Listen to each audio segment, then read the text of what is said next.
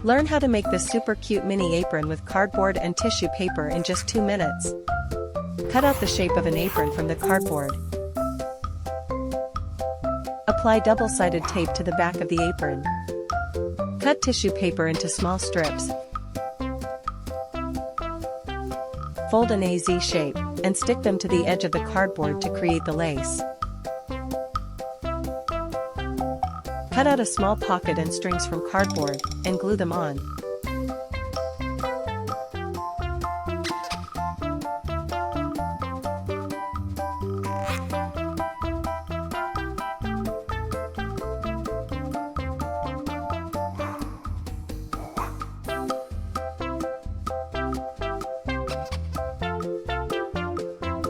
Draw or print out pictures of a spatula, spoon, and fork, and cut them out.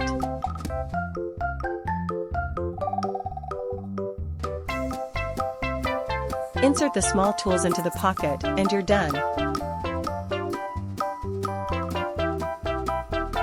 Draw hearts with the marker for decoration.